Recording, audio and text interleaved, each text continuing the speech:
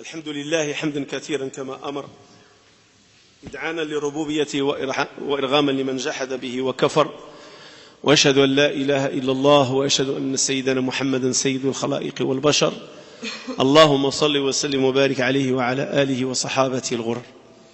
Dans notre hadith de Jibril, jusqu'à présent, si on veut mettre les personnes, les acteurs dans ce hadith, on a le prophète alayhi salatu wassalam, et tous les musulmans savent c'est qui le prophète. Mais on va consacrer un discours de vendredi pour le prophète alayhi salatu wassalam. Il y a les compagnons, et là aussi on va consacrer un discours pour les compagnons. Mais venons au troisième acteur. L'acteur qui est étranger, la personne étrangère qui est venue, qui a traversé la mosquée et qui s'est installé entre les mains du prophète alayhi salatu wassalam. Et Omar, comme il le dit dans le hadith, personne d'entre nous ne l'a reconnu.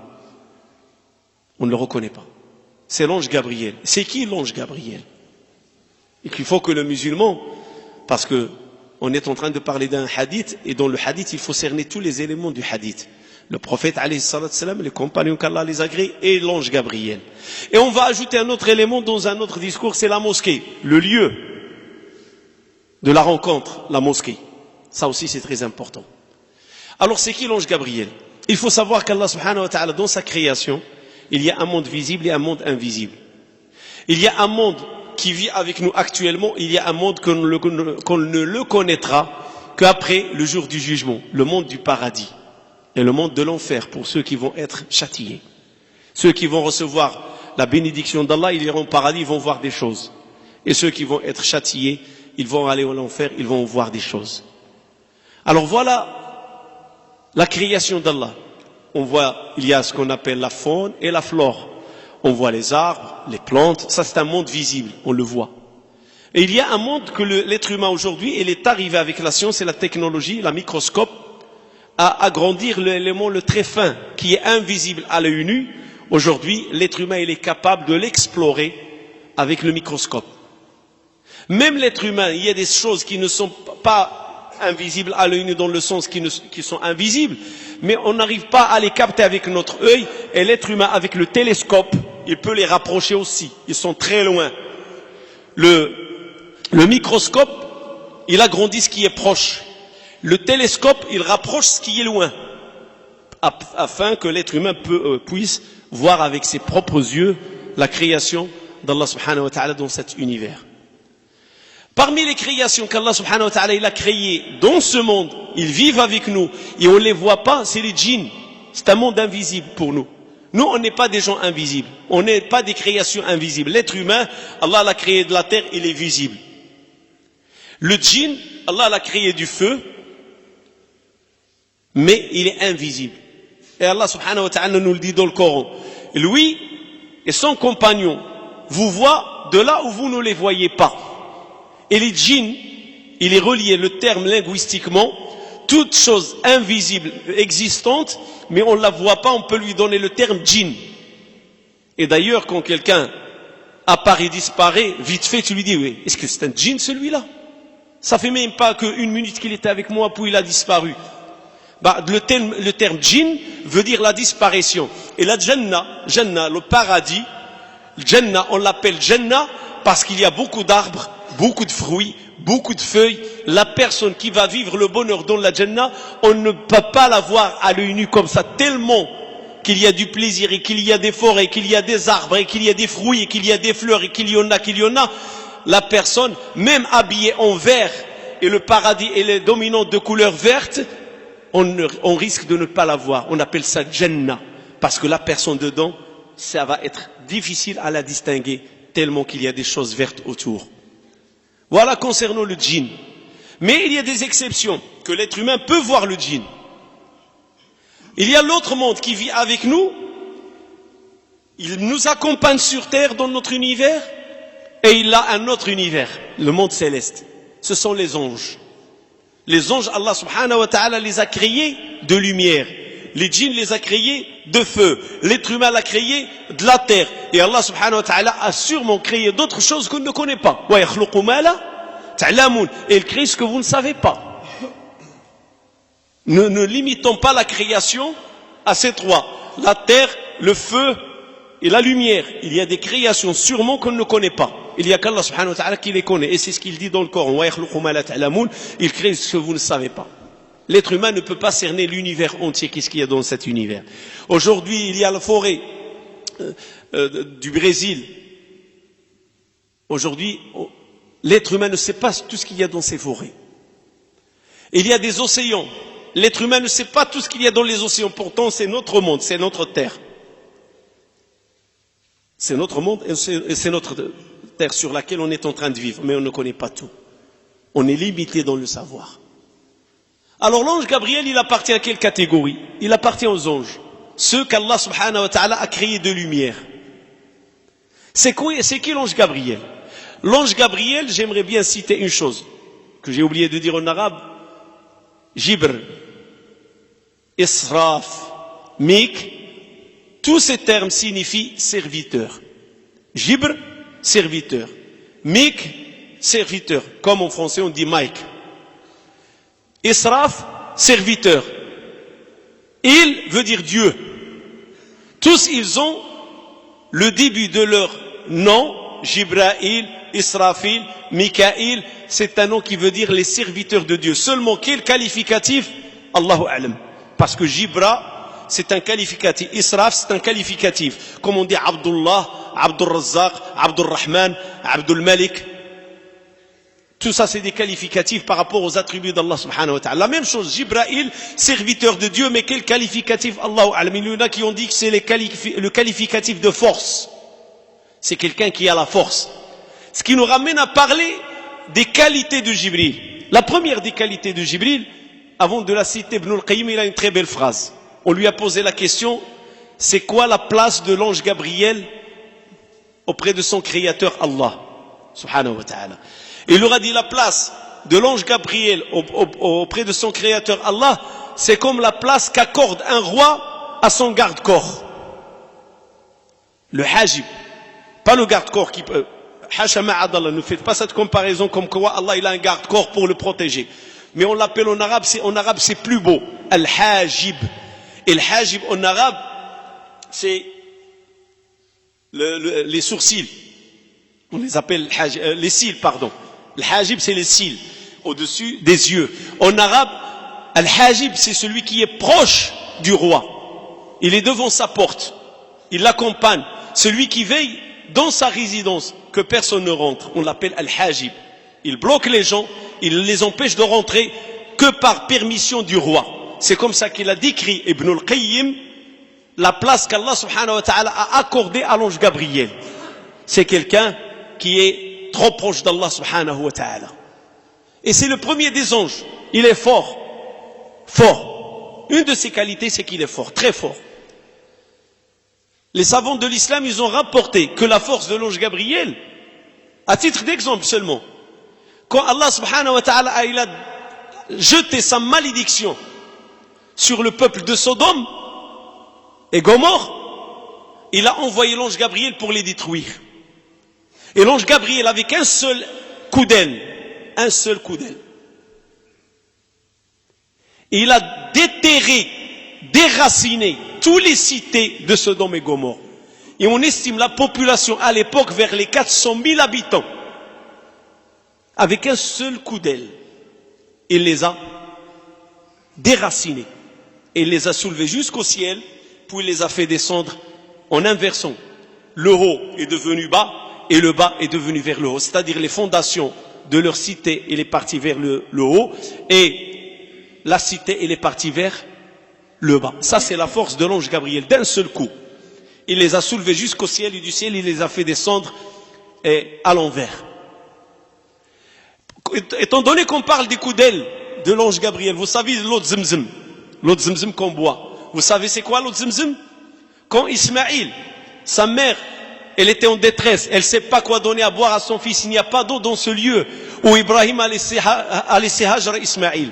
Allah subhanahu wa ta'ala, il a envoyé l'ange Gabriel, il a donné un coup d'aile, et ce coup, c'est elle qui a fait jaillir l'eau de Zemzem.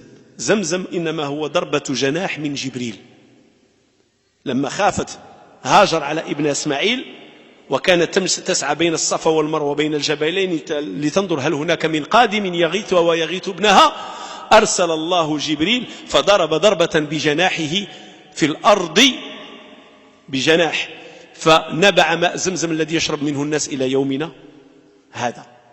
L'eau de Zamzam que les gens boivent jusqu'à présent, c'est un coup d'aile. Ça, c'est donc la première des choses. Deuxième qualité de Jibril, c'était un ange auquel tous les anges obéissaient. Quand l'ange Gabriel, il s'adresse aux anges, il leur donne un ordre, tous les anges obéissent. La preuve, le hadith, quand Allah aime quelqu'un, il appelle Jibril, il lui dit, oh Jibril, j'aime telle personne, aime-la. Et Jibril aime la personne qu'Allah a aimée. Et il lance son appel dans les cieux et dans la terre. Allah aime telle personne, aimez-la. Et puis on lui écrit sur terre, personne aimée. Puis on écrit sur terre, c'est-à-dire ça devient un décret divin que c'est Allah qui le décrète, telle personne est aimée. Vous voyez la signification qu'on veut dire ou l'argument qu'on veut ramener, c'est que l'ange Gabriel, Allah lui ordonne, j'aime telle personne, aime-la. L'ange Gabriel lance son appel sur terre. Et dans les cieux, Allah aime telle personne, aimez-la. Et les anges des cieux, tous, sans exception, aiment la personne. Ils obéissent à l'ordre de l'ange Gabriel. Pourquoi? Parce qu'ils savent que l'ange Gabriel détient ces ordres de qui? D'Allah subhanahu wa ta'ala. Ce qui nous ramène à la deuxième qualité.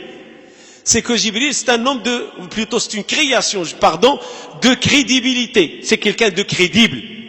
Amin. C'est-à-dire Allah subhanahu wa ta'ala, la amana, le wahi c'est une amana. La révélation c'est une amana. Il a choisi une création parmi ces créatures qui s'appelle Jibril. Et lui a dit, toi tu seras le responsable de cette amana. La relation entre Allah et ses prophètes et messagers, c'est qui parmi les anges? C'est l'ange Gabriel. C'est lui. C'est quelqu'un d'amin. C'est quelqu'un de noble. C'est quelqu'un de noble dans son comportement, dans son éthique. Quand le prophète sallallahu alayhi wa sallam s'est fait agresser à Taïf, on lui a lancé des pierres par les enfants, il est fou. L'ange Gabriel est venu le voir. Il n'a pas apprécié. Il lui a dit, Allah a envoyé avec moi 2 anges qui sont responsables des montagnes. Tu n'as qu'à donner ordre. Et je leur donne l'ordre d'écraser les 2 montagnes sur les gens de Taïf. Ils vont les écraser. Alors le prophète il dit, Allahumma ghfir li qawmi fa innahum la ya'lamun. Oh Seigneur, ya Rabbi, ya Allah, pardonne à ma communauté, elle est ignorante. Et puis il dit à l'ange Gabriel, peut-être Allah subhanahu wa ta'ala fait naître à 2 des enfants qui vont dire la ilaha illallah. Et c'est ce qui en est. Des enfants qui ont attesté l'unicité d'Allah subhanahu wa ta'ala. L'ange Gabriel, il avait 600 ailes. Maintenant parlons de sa création, comment il était au niveau de la création. C'était quelqu'un de très beau, il a une sagacité, et il avait 600 ailes. Et le prophète sallallahu alayhi wa sallam ne l'a vu avec ses 600 ailes que 2 fois. Et c'est notre mère Aïcha radiyallahu ta'ala anha qui le confirme. Il a dit, la première personne qui a posé la question au prophète concernant l'ange Gabriel, c'était moi. Et il m'a dit qu'il ne l'a vu que 2 fois. La première fois, quand il lui a parlé dans la grotte de Hira, il est sorti de la grotte et il a dit, je l'ai vu couvrir avec une de ses ailes entre le ciel et la terre. On ne voit plus d'horizon avec une seule de ses ailes. Et l'on avait 600. Et je l'ai vu, inda sidrat al-muntaha, dans la limite du monde céleste, la limite du monde céleste où personne après cela ne peut avancer. Et je l'ai vu, il avait 600 ailes. Ça c'est l'ange Gabriel. 600 ailes. Et chaque aile couvre entre le ciel et la terre. Pour vous dire qu'Allah subhanahu wa ta'ala il crée, il fait ce qu'il veut. Voilà l'ange Gabriel, qu'est-ce qu'il en est.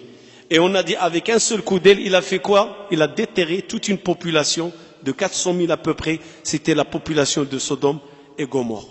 Alors quelles sont les leçons? Parce qu'il ne faut pas rester seulement sur les récits. Qu'est-ce qui en est de l'ange Gabriel? Il est beau, il est fort, 600 ailes, quelqu'un de confiant, quelqu'un de crédible, les anges lui obéissent. Mais quelles sont les leçons à tirer? Vous savez, ça nous arrive dans la vie qu'on écoute qu'il y a des négociations commerciales, des négociations sociales, des négociations politiques. Et on dit parfois que tel pays ou tel organisme, il a participé avec un haut comité de très haut niveau. Et cela donne une lecture pour les journalistes et pour les analystes. Ça leur donne une lecture. Comme quoi, tel organisme, il prend les choses au sérieux parce qu'il a envoyé pour les négociations, pour qu'il soit représentable, ou représentatif plutôt, il a envoyé un comité de haut niveau. De haut niveau. Allah subhanahu wa ta'ala, il a voulu nous montrer l'importance de la science. Il aurait pu envoyer n'importe quel messager parmi les anges. Non. Il a envoyé l'ange Gabriel. Il l'a envoyé. Et là, on voit l'ange Gabriel qui s'est manifesté comme être humain. Personne ne l'a reconnu. Un étranger. Et entre parenthèses, notre mère Aïcha l'a vu. Comme Sahaba là, ils ont vu un homme étranger rentrer. Ils ne l'ont pas reconnu. Une fois, le prophète sallallahu alayhi wa sallam, quand il a fini avec la bataille de Ahzab, la fosse est creusée, alors on l'a tranché, alors il est rentré chez lui, et puis il est parti dans sa chambre. Aïcha lui a dit, mais tu étais en train de parler qui? C'est qui cet homme? Il lui a dit, est-ce que tu l'as vu? Il lui a dit, oui, je l'ai vu. Alors il lui a dit, à qui il te ressemble? Il lui a dit, il me ressemble à Dihya, fils de Khalif al-Kalbi. Dihya, c'est un des compagnons. Il était très beau. Il était parmi les plus beaux compagnons dans son visage. Il lui a dit non. C'était l'ange Gabriel qui est venu me voir pour m'informer que ceux qui ont comploté avec les Qurayshites contre nous, ils les ont incités à venir nous encercler ici à Médine, c'est Bani Quraïda, la tribu de Bani Quraïda. Il m'a dit, tu sors et tu vas attaquer Bani Quraïda. Ce sont les complices des Qurayshites. Notre mère Aïcha aussi l'a vu, mais il ne l'a pas vu dans sa vraie image, dans sa vraie création. Elle l'a vu métamorphosé en être humain. Et avant de continuer dans les finalités à tirer, j'aimerais bien aussi souligner que le prophète alayhi salam nous a dit ceci. Quand des gens s'assoient dans un lieu pour lire le Coran et pour méditer dans le Coran, qu'est-ce qu'Allah subhanahu wa ta'ala fait pour ces gens-là? Comment il les comble? Il leur donne 4 choses. Ces 4 choses, 3 concernent les anges. 3. Directement. Ils sont entourés d'anges. Haffathumu al-malaïka. Entourés. Tu t'assois pour apprendre ta religion, pour apprendre le Coran, pour apprendre l'islam. Allah subhanahu wa ta'ala t'envoie 3 catégories d'anges. 3 catégories. Chaque catégorie a un rôle. Les premiers, ils ont le rôle de t'entourer, d'entourer le cercle et de renforcer le cercle. La deuxième catégorie, Rashiyatuhumur Rahma. C'est une catégorie d'anges qui descend avec la miséricorde. C'est une catégorie d'anges qui descendent avec la miséricorde. Donc toi, tu prends le chemin vers le sentier de la science, tu es entouré d'anges, et il y a une catégorie d'anges qui vient avec la miséricorde. Troisième catégorie d'anges. Wa nazalat alayhimu sakina. Allah fait descendre l'apaisement et la tranquillité sur eux. Et la tranquillité, dans un autre hadith, on la connaît, c'est quoi? Il y avait un compagnon qui était en train de lire le Coran. Il a vu un nuage se déplacer et vers le bas, pas devant, derrière. Un nuage qui descend vers le bas. Il s'approche de la terre. Mon cheval, perturbé, il a bougé. Le nuage, il est reparti. C'est quoi ça, prophète d'Allah? Il lui a dit, ça, c'est l'ange de la tranquillité, de l'apaisement. Il lui a dit, c'est malaïkatus sakina. Des anges de tranquillité. Ils ont écouté le Coran, ils sont venus descendre pour te ramener la tranquillité. Mais la bête a été perturbée, il a bougé. Et ce nuage, il est reparti. Donc, voilà 3 catégories. Et la 4e décoration, Allah les citera auprès de lui. Donc, les anges, ils sont avec nous. Ils participent avec nous. Wa innana nahnu as-safun. Et nous, on est les rangés. On se range dans les mosquées, dans les réunions des croyants. On est là, on participe. Donc, tout domaine, ou toute situation, ou tout cercle dans lequel les musulmans se rassemblent pour apprendre, pour écouter un discours, comme le vendredi. Vous savez que les anges, ils sont là pour le vendredi. Ils sont là avec leur registre, ils sont là avec leurs notes. Ils sont là, ils notent celui qui est venu le premier, celui qui est venu le dernier. Et dès que l'imam se met sur le minbar, ils ferment leur registre. Les anges, ils sont là, ils participent. L'ange Gabriel, Allah subhanahu wa ta'ala, il a envoyé un haut comité de très haut niveau. Pourquoi? Pour nous dire, voilà la place qu'Allah accorde à la science, à prendre la science pour Allah subhanahu wa ta'ala. Il a envoyé l'ange Gabriel, il aurait pu envoyer n'importe quel autre ange. Mais il a envoyé l'ange Gabriel. Pourquoi? Comme il a dit le prophète sallallahu alayhi wa sallam, c'est l'ange Gabriel qui est venu pour vous enseigner votre religion. Et l'ange Gabriel, il est venu, c'est pour donner l'importance et l'imminence de la science, et surtout la science de la religion. Une fois, quand j'ai commencé le discours sur la science, un frère m'a demandé, est-ce que c'est seulement la science de la religion qui a cette importance?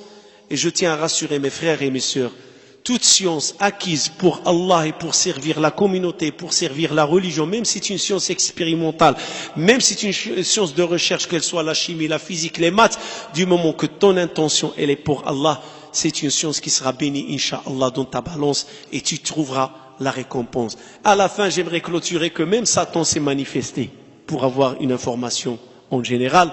Le hadith d'Abu Huraira, l'authentique, quand le prophète sallallahu alayhi wa sallam il lui a donné le devoir de surveiller l'argent de la zakat. Et quand on dit l'argent, c'est-à-dire pas l'argent en espèces, c'est-à-dire ce qu'on a ramassé, ce que les compagnons ils ont ramassé de la collecte de la zakat. Il lui a dit ta tâche c'est de surveiller ce soir. Un homme arrive la nuit, il a voulu voler. Abu Huraira le tient par la main. Tu es un voleur. Il lui a dit s'il te plaît, j'ai des enfants, il s'est apitoyé, laisse-moi, je ne reviendrai pas. À la prière de Fajr, Abu Huraira il est parti à la mosquée, puis il a dit au prophète sallallahu alayhi wa sallam, le prophète lui a dit alors qu'est-ce qui s'est passé ce soir? Il lui a dit un monsieur il est venu, il a voulu voler, mais il m'a promis qu'il ne reviendra pas, je l'ai relâché. Il lui a dit il reviendra. La seconde nuit, il est revenu. Alors il le prend encore une fois par la main, il lui a dit s'il te plaît, il s'apitoie, il le supplie, il le relâche. Abu Huraira, le matin à la prière de Fajr Subh, le prophète lui dit alors qu'est-ce qu'il y en est de ton ami? Il est revenu ou il n'est pas revenu? Il lui a dit oui, il est revenu. Et il t'a dit quoi? Il m'a dit qu'il ne reviendra plus. Il lui a dit il reviendra encore une fois. Effectivement, le troisième soir, ça, Abu Huraira, il était déterminé. Je ne vais pas te lâcher. Je vais te ramener vers le prophète alayhi salatu wassalam. Alors, il lui dit s'il te plaît, lâche-moi et je vais t'apprendre quelque chose qui est un bien pour toi et pour tes enfants. Il lui a dit vas-y. Il lui a dit chaque soir avant de dormir, lis Ayat al-Kursi, et chaque matin quand tu te réveilles, lis Ayat al-Kursi et te protège du matin et au soir et du soir au matin. Puis il le relâche. Alors le prophète pose la question à Abu Huraira, alors qu'est-ce qu'il a fait ton ami? Il est revenu? Il lui a dit oui, il est revenu. Et qu'est-ce qu'il y en est? Il lui a dit il m'a promis qu'il ne reviendra pas, mais avant de partir il m'a enseigné quelque chose. Il t'a enseigné quoi? Il m'a dit toute personne qui lit Ayat al-Kursi, le verset du trône, le soir avant de dormir et le matin en se réveillant, il est protégé comme disons 24 heures sur 24. Il lui a dit t'as dit vrai mais c'est un grand menteur. Sadaqaka wa huwa kadhub. Il t'a dit vrai mais de nature c'est un grand menteur. Voilà Satan qui s'est manifesté à Abu Huraira et Abu Huraira l'a détenu par la main, il a failli le conduire au prophète alayhi salatu wassalam. Inna Allah wa malaikatahu yusalluna ala an-nabi يا أيها الذين آمنوا صلوا عليه وسلموا تسليما اللهم صل على سيدنا محمد وعلى آل سيدنا محمد كما صليت على سيدنا إبراهيم وعلى آل سيدنا إبراهيم وبارك على سيدنا محمد وعلى آل سيدنا محمد كما باركت على سيدنا إبراهيم وعلى آل سيدنا إبراهيم في العالمين إنك حميد مجيد اللهم اجعل جمعنا هذا جمعا مرحوما واجعل تفرقنا من بعده سالما من الشر معصوما ولا تدع بيننا ولا منا شقيا ولا محروما اللهم اغفر لنا فيه ذنوبنا وكفر عنا سيئاتنا واقض حوائجنا واستر عيوبنا ويسر أمورنا ووفقنا لما تحب وترضاه اللهم يا رحمن يا رحيم ارحم المسلمين والمسلمات المؤمنين والمؤمنات الأحياء منهم والأموات إنك سميع مجيب الدعوات اللهم من أرادنا وأراد الإسلام والمسلمين بخير فوفقه وأعين ومن أرادنا وأراد الإسلام بسوء فاجعل دائرة السوء عليه اللهم إنا نجعلك في نحورهم ونعوذ بك من شرورهم اللهم يكافك فينهم بما شئت ومتى شئت وكيفما شئت اللهم هيئ لهذه الأمة أمر رشد يعز فيه أهل طاعتك ويذل فيه أهل معصيتك اللهم هيئ لهذه الأمة أمر رشد يعز فيه أهل طاعتك ويذل فيه أهل معصيتك اللهم هيئ لهذه الأمة أمر رشد يعز فيه أهل طاعتك ويذل فيه أهل معصيتك اللهم يا رحمن يا رحيم ارحم المسلمين والمسلمات المؤمنين والمؤمنات الأحياء منهم والأموات الآباء والأمهات الإخوان والأخوات الأبناء والبنات إنك سميع مجيب الدعوات اللهم إنا نسألك من الخير كله عاجله وآجله ونعوذ بك من الشر كله عاجله وآجله. ربي أوزعني أن أشكر نعمتك التي أنعمت علي وعلى والدي وأن أعمل صالحا ترضاه وادخلني برحمتك في عبادك الصالحين. دعاء لمجموعة من الإخوة بارك الله فيكم. دعاء لطفل نسأل الله أن يشافيه. اللهم رب الناس ذهب البأس اشف أنت الشافي لا شفاء إلا شفاؤك شفاء لا يغادر سقما.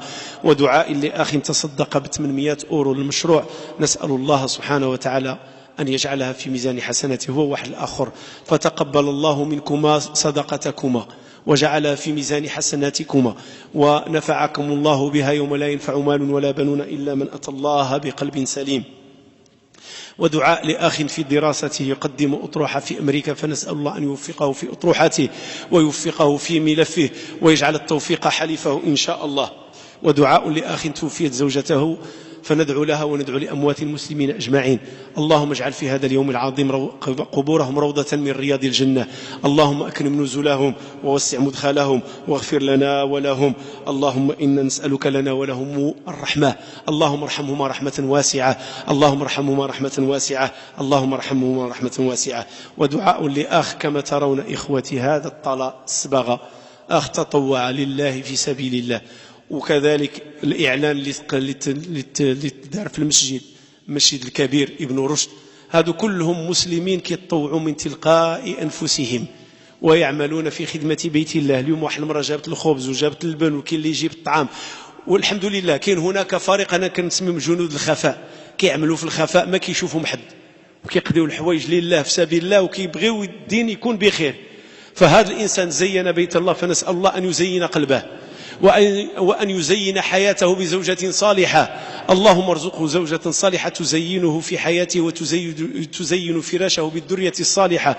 والأخ الآخر كذلك نسأل الله سبحانه وتعالى أن لا يشل يمينه ويجعلها دائما يمين تسعى في خدمة دينه. ومن أنفق شيئا في بيت الله جعله الله له في ميزان حسناته يوم العرض على الله. سبحان ربك رب العزة عما يصفون وسلام على المرسلين والحمد لله رب العالمين.